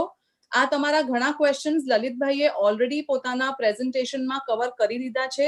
એમણે ઓલરેડી મેન્શન કર્યું છે કે એમના વેબસાઇટ પર બી આ બધા ડિટેલ્સ છે. જેમ કે અમુક ક્વેશ્ચન છે પર્સનલ બેનિફિટ શું છે, બિઝનેસ લોન માટે, અબ્રોડ એજ્યુકેશન માટે, આ બધા પોઈન્ટ્સ એમણે ઓલરેડી કવર કર્યા છે. તો તમે ઈ પ્રમાણે ઈ વેબસાઇટ પર બી જોઈ શકશો અથવા kadioclassicyouth@gmail.com આના ઉપર બી તમારી ક્વેરીઝ મોકલાવી શકશો. તો ત્યાં અમે we will clarify and we will clear your doubts. મારું વેબસાઇટ અને ઈમેલ એડ્રેસ પણ મેં શેર કરેલું છે ફેડરેશનનું. એના પર કોઈ પણ ક્વેરી આપે તો પણ ચાલે. વેબસાઇટ પર તમે રેફર કરી શકો છો. એક ક્વેશ્ચન હું ચાટ બોક્સમાં મને દેખાય છે, જૈન હિન્દુ લખશું તો ચાલશે કે? તો આ એક મેજર ક્વેશ્ચન છે. મને બહુ શોકિંગ છે કે જૈન સમાજના લોકોને એ પણ નોલેજ નથી કે અમે જૈન ક્યાંથી આવ્યા, જૈન ધર્મનો ઇતિહાસ શું છે. હિન્દુ ધર્મ અને જૈન ધર્મ ટોટલી અલગ છે. બેસિકલી હિન્દુ ધર્મ કોઈ છે જ નહીં. હિન્દુ એક સંસ્કૃતિ છે. આ સનાતન ધર્મને એક વ્યવહારથી હિન્દુ ધર્મ તરીકે નામ પડ્યું છે. જૈન ધર્મ ટોટલી ડિફરન્ટ છે. સૌથી પ્રાચીન ધર્મ જૈન છે. તો આપણે એને બીજા કોઈ સાથે અટેચ કરવાની જરૂરત જ શું છે? આપણે ફક્ત જૈન લખીએ તો શું વાંધો છે આપણે? મારી રિક્વેસ્ટ છે આપને જૈન સિવાય એમાં બીજું કોઈ હિન્દુ કે એવું અટેચ ના કરવું એ વધારે સારું. બીજા કોઈને બી ક્વેશ્ચન્સ પૂછવું હોય તો પ્લીઝ હેન્ડ રેઝ કરજો અથવા ચેટ બોક્સમાં તમારું ક્વેશ્ચન ટાઈપ કરજો. We will take maybe 2 more questions and then we will proceed. I think Mr. Meet Shah had raised his hand and Mr. Vishal Shah. Yes, Vishal, please go ahead with your question. હું નાંદેડથી બોલું છું. સાહેબ મને certificate ક્યાંથી અને કેવું નીકળવાનું એની જરા ઇન્ફોર્મેશન. એ અમે ડિટેલ જણાવશું. Okay okay.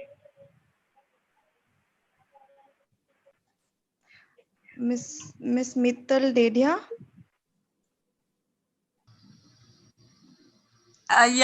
Good evening sir. અહીંયા હું હૈદરાબાદથી બિલોંગ કરું છું એન્ડ અહીંયા અમને હૈદરાબાદમાં પ્રોપર ગાઈડન્સ નથી મળી રહ્યું કે અમને સર્ટિફિકેટ્સ ક્યાં મેળવવાના, કોલેજમાં એડમિશન માટે અગર અમે જઈએ તો અમને કેવી રીતના શું પેપર્સ ને દેવાના છે ને અહીંયા કોલેજમાં ક્યાંય પણ આ લોકો જૈન ઓલાને મહત્વ નથી આપતા. તો ગવર્મેન્ટના સિલેક્ટેડ કોલેજમાં જ એડમિશન લેવાનું છે કે કોઈ પણ કોલેજમાં આપણે આ જૈન માઇનોરિટીનું ઓલું લઈ શકીએ છીએ? નહીં, તમારા ક્વેશ્ચન કન્ફ્યુઝિંગ છે. તમારે માઇનોરિટી સ્કોલરશિપ લેવી એ અલગ વિષય છે અને એડમિશન અલગ વિષય છે. એડમિશનમાં માઇનોરિટી કોટો બધા કોલેજમાં નથી હોતો. ગવર્મેન્ટ કોલેજ હોય તો અમુક રાજ્યોમાં માઇનોરિટી માટે 2%, અમુક રાજ્યોમાં માઇનોરિટી માટે 5% નો કોટો છે. અધરવાઇઝ માઇનોરિટી કમ્યુનિટીની ઇન્સ્ટિટ્યૂટ હોય, જૈન સમાજ તરફથી એ સ્કૂલ કે કોલેજ ચાલતી હોય તો ત્યાં 50% નો કોટો અમારે હોય છે જૈન સમાજ માટે. જનરલ બધી ઇન્સ્ટિટ્યૂટમાં નથી હોતો. હવે ગુજરાતી સમાજનો કોઈ ઇન્સ્ટિટ્યૂટ હશે તો ત્યાં લિંગ્વિસ્ટિક માઇનોરિટીનો કોટો છે, ત્યાં આપને એપ્લાય કરી શકશું. અધરવાઇઝ નોર્મલ જનરલ કોલેજીસમાં માઇનોરિટી માટેનો કોટો નથી હોતો. ત્યાં તમારે મેરિટ ઉપર જ એડમિશન લેવું પડે છે અને તમે જૈન સર્ટિફિકેટ લગાડશો તો એની સ્કીમ જે સ્કોલરશિપની લેવાની છે એના માટે તમારે ઈઝી રહે છે. અમુક ગવર્મેન્ટના આઈઆઈટીઝ કે એવા ઇન્સ્ટિટ્યૂટમાં 2%, કોઈ ઇન્સ્ટિટ્યૂટમાં MBA ના ઇન્સ્ટિટ્યૂટ છે, એવા કોઈ હાયર એજ્યુકેશન ઇન્સ્ટિટ્યૂટ છે એમાં 5% સુધીનું રિઝર્વેશન ગવર્મેન્ટના પોતાના ઇન્સ્ટિટ્યૂટમાં છે. Okay, thank you. ને બહાર અગર આપણને ભણવા જવું હોય, અબ્રોડ MBA કરવું હોય તો એમાં આપણને એન્યુઅલ ઇન્કમ ફાધરની કેટલી દેખાડવી જોઈએ કે આપણને 6 લાખ. તો આ જે લોન જે આપણને મળે છે સબસિડાઇઝ્ડ એટલે 3% ઉપર મળે છે કે four girls it is totally free? Girl it is totally free. તમે ક્યાં રહો છો, કયા સ્ટેટમાં રહો છો તમે? હૈદરાબાદ. તમારે ત્યાં તો 20 લાખ રૂપિયાની સ્કોલરશિપ મળશે તમને. લોન લેવાની જરૂર નથી. કર્ણાટક, આંધ્રપ્રદેશ અને તેલંગાણા આ 3 સ્ટેટ ભારતમાં એવા છે.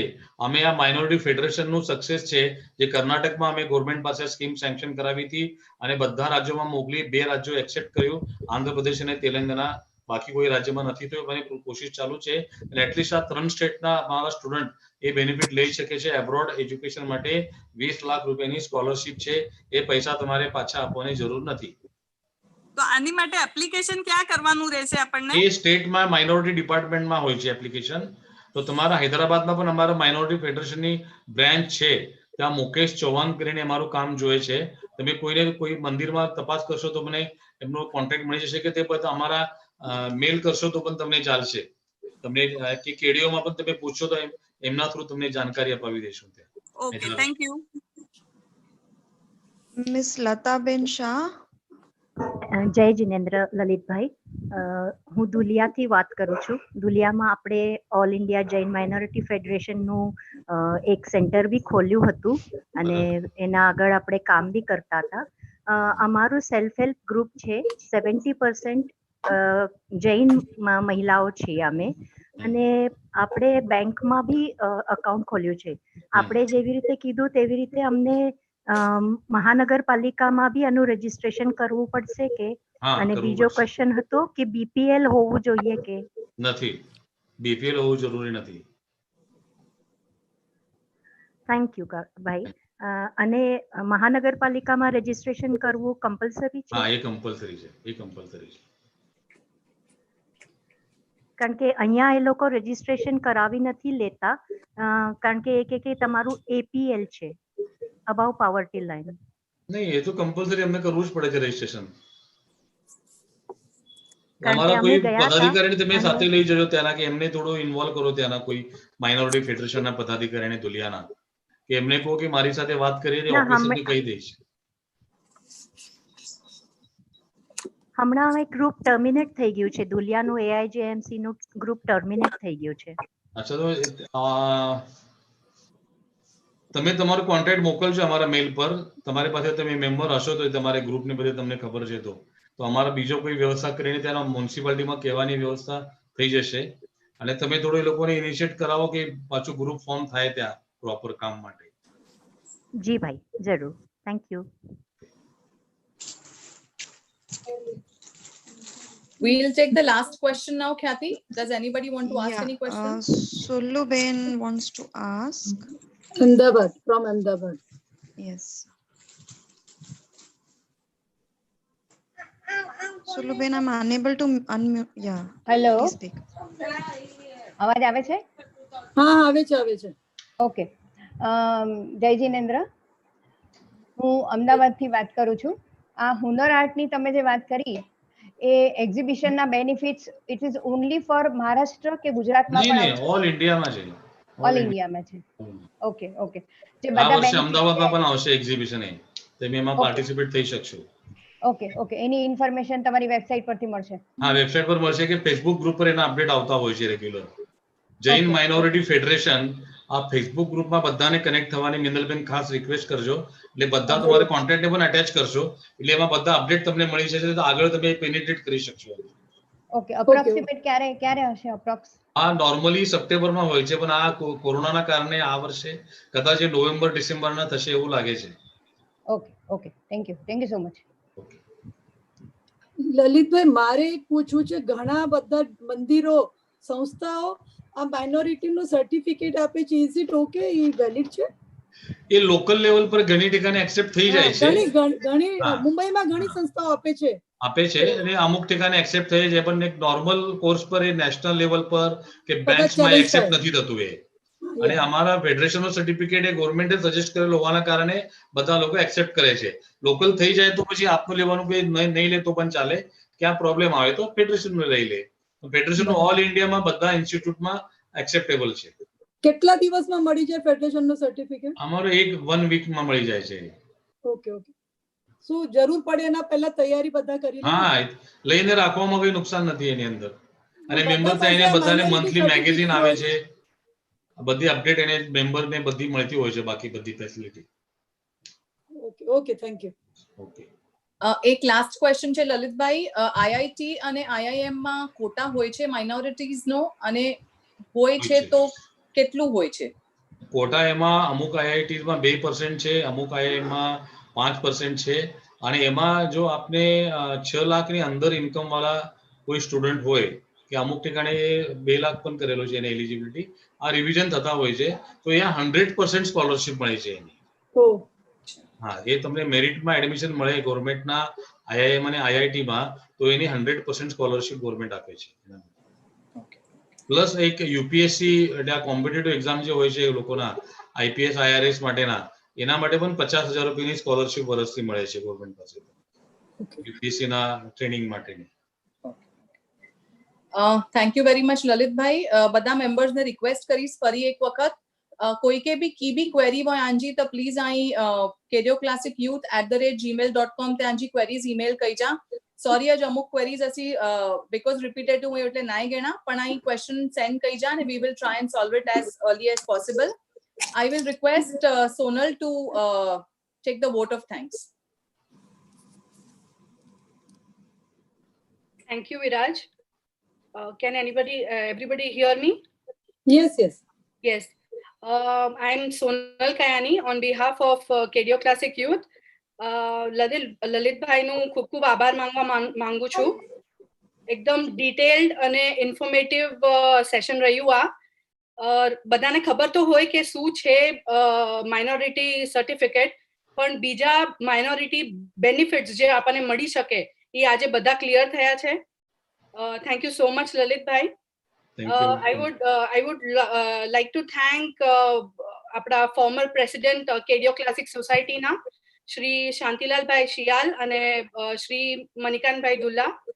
અમને હંમેશા સપોર્ટ કર્યું છે, એન્કરેજ કર્યું છે અને હંમેશા ગાઈડન્સ રાખ્યું છે અમારા પર. Thank you so much. Special thanks to મિનલબેન ખોના. Thank you. અમને લલિતભાઈથી પરિચિત કરાવવા માટે. બહુ બેનિફિટ્સ થયા છે બધાને એનાથી. થેન્ક યુ રાજેશભાઈ અમને ગાઈડન્સ કરવા માટે, અમને સપોર્ટ કરવા માટે. Many thanks to the team members of KDO Classic Foundation, KDO Classic Society and KDO Classic Youth. And last but not the least, I would like to thank all my fellow KDOs for their active participation. Thank you so much, everyone. Thank you. Thank you. With this part जो webinar end कईबो. Thank you all. Thank you, Lalit bhai. Thank you, very Lalit much. bhai. Thank જય you. Jinendra Thank sir. you. અને It's અમે my તમને honor, Rajeshbhai. તમને sir continuous હવે ટચમાં રહેશું. Yes, આગળ yes. તમારી આગળ પૂરી કરવું છે ગાઈડન્સની આપણને. સાથે અમે Thank you, આ લલિતભાઈ. કામમાં આગળ વધશું. ચોક્કસ, ચોક્કસ. No problem. Thank you so much. Anytime. જી Thank you, sir. Lalit bhai. Thank you. Thank you. Thank you. Thank you. Thank you. આભાર. Thank you all.